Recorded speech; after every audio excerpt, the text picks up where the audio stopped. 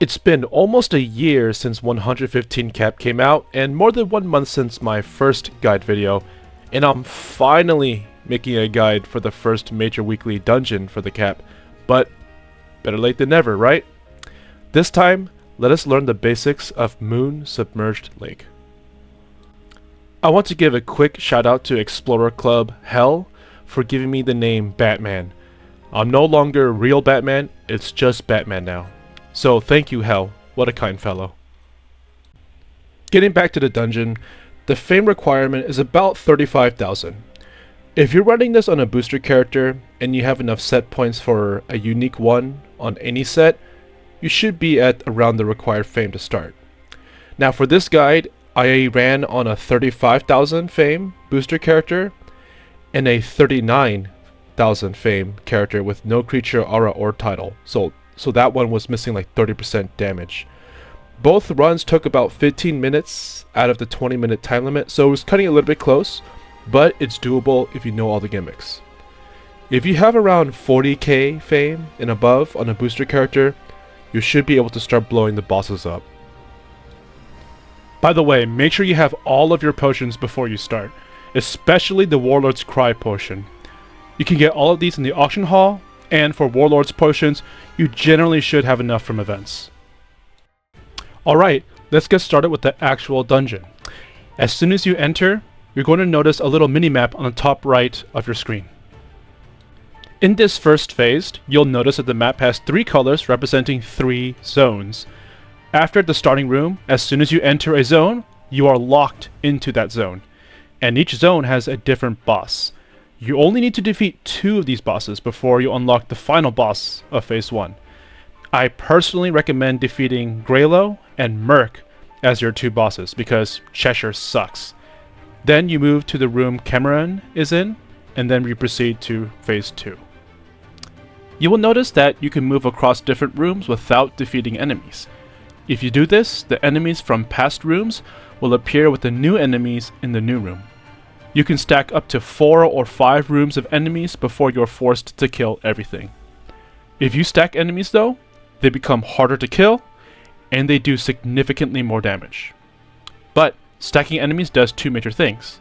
First, you fill this bar more, which, if you press the tilde key, allows you to do 50% more damage for a short time.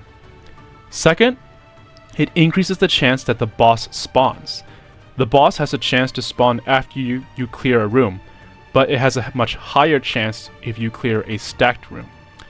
You generally want to spawn the boss in the shining rooms on the minimap, which gives you a free damage phase at the beginning of the fight. Be careful though, because if you don't have enough damage or AoE, you just might die to the stacked enemies. Don't worry about stacking too many enemies in that case, and really the free damage phase isn't that important. Now let's go over how to defeat Grailo the Logger. When you start out, bring the blue orbs to the central tree. You do this 5 times, and this increases the time you have for the damage phase later on. Whenever there's a cast bar that says Quaker at the bottom, you have to jump as he lands. Otherwise you get hit, like this example. You'll also notice a cast bar at the bottom that will say either Absorb or Discharge. When it says Absorb, the trees are going to come towards him, and when it says Discharge, the trees will go away from him. Dodge the trees according to what it says. Grailo's main gimmick will involve the Absorb and Discharge mechanic, but you'll also notice a large green orb. When the blue orbs fall, grab a blue orb and bring it to the green orb to get rid of it. Otherwise, it will explode when it reaches the center. You're going to do this 3 times, and on the 4th time, there's going to be 2 green orbs. Clear all of this, and you'll get a damage phase.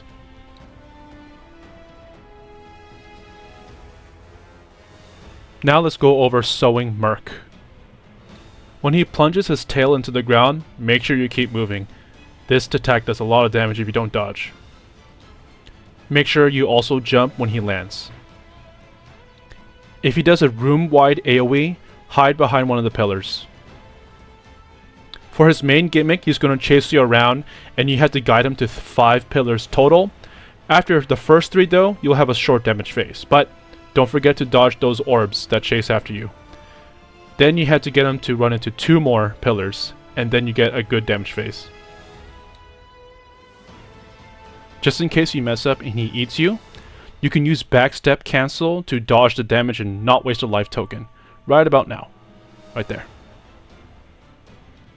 Now I'll go over Cheshire the Copycat and why you shouldn't do this boss. The main gimmick is that these little mouse things on the ground, they chase you around and explode on you, but you can get rid of them by jumping on them. For the main gimmick, you have to kill 12 of the mouse things on the ground. You can kill them by jumping on them, or you can lure them into those zombies. Now, if the zombies reach the middle of the map, they explode and kill you in one shot. The problem with this is that sometimes you don't have enough mice, your positioning's not right, you can never really get all the zombies, not consistently at least. That's why this boss sucks. After defeating 2 bosses, you finish phase 1 by defeating Camerin. For the most part, during the first part of the fight, you just dodge her attacks and also make sure to dodge her turtle's attacks. During her main gimmick, she will either give you a yellow orb or a purple orb. If she gives you a yellow orb, Camerin's attacks will not hurt you. If you get a purple orb, her turtle's attacks will not hit you. So depending on what orb you get, you can tank certain hits and you have to dodge the rest. This part can be a little bit confusing, but all I have to do is dodge the turtle's attacks. Don't worry about the yellow stuff going around. I mess up here, by the way. I lost my orb. I personally find it easier to have the purple orb for this specific part because Cameron's attacks, they go to the center, and then after they go to the center, just go to the corners and you're good. At the conclusion of this part, she will give you either the yellow mark or a purple mark. Go into the light that corresponds to the correct color. And then you get your damage phase. For the first boss of phase 2, now we have to fight Zermio. There are 3 main things you need to remember about Zermio. You'll notice he has a purple ring around him. If he puts a purple circle on you, run to and touch the purple ring to get it off of you. After certain attacks, he'll have a white circle on him. Follow him and auto attack him. Every now and then, he'll leave a dagger in the ground. Stay inside the dagger circle. Zermio's attacks are really fast, so be careful when you're using skills with longer skill animations.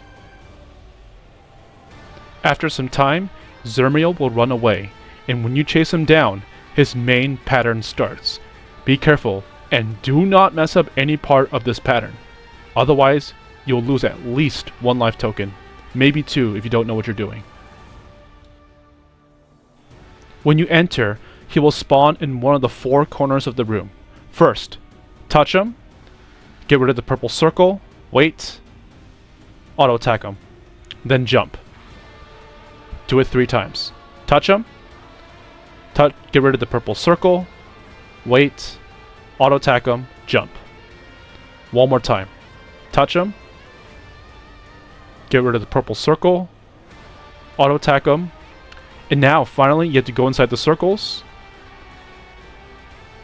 of 3 daggers, and then finally auto attack him. This is your damage phase. You will not get another damage phase, so make sure you do this gimmick correctly. Now for Crimson Tooth Wulard. He has 2 phases. When you start fighting him, you'll notice a yellow orb next to your character. You can refill this gauge by stepping into aerial effect, like that spear around there. I'll explain later when you actually need this gauge on the gimmicks that are actually relevant later on. Now let's get into a few normal attacks that he does. For this pattern, when he targets you, make sure you place the circle area outside of the safe zone, just like that. He'll also slam his fist into the ground like this. The outer area will explode first, so don't panic. You can damage him a little bit before you have to move out of that circle.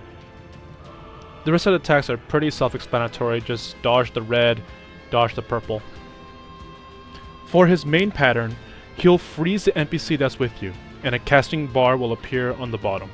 Grab the yellow orb and bring it to the NPC 3 times, and you'll get invisibility from Wulard's one-shot attack. After this, you get a damage phase. Every now and then you'll see some crystals floating around. If you auto attack it, it will decrease his neutralization gauge and give you a free damage phase later. This decreases the yellow orb gauge every time you hit one, so make sure you recharge your gauge later. At the start of phase 2, he will begin his main pattern immediately. He summons some rock thing in the middle of the field, and it must be destroyed before the casting bar fills up. There are 2 ways to destroy it.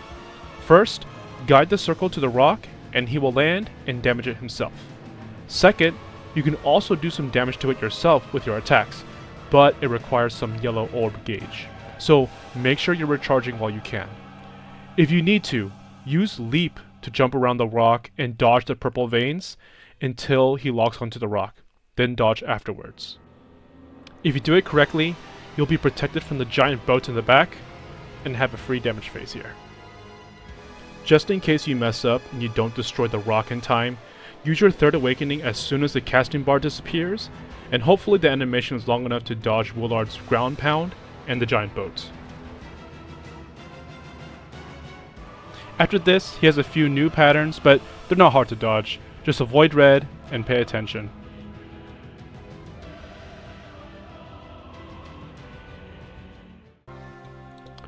Well, that's the end of this guide. Thank you so much for watching until the very end. I hope this was helpful to any of you. Now, I want to give a little giveaway. So, again, send me a new mail. My name is Batman now, not real Batman, okay? I want you to send me this message. Cheshire sucks. And if you do, I'll send you 1 mil. Let's see how many people actually send me this message. This offer will only go into the end of the year. So after January 1st, 2026, I won't send you 1 mil anymore. Let's see how many people do this. Thanks for watching, and I'll see you next time.